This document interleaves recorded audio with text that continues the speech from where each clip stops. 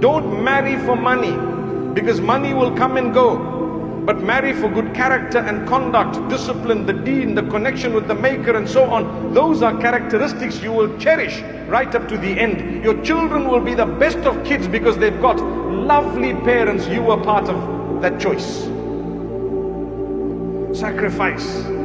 But the minute you have eyes looking everywhere and wishing and wanting, and then you've got the money to go and do things, you end up doing things that are an embarrassment, not just for you, but for your children. And not just your children, but you lose contentment as much as you think you have temporary enjoyment of this world. It's very temporary. May Allah protect all of us.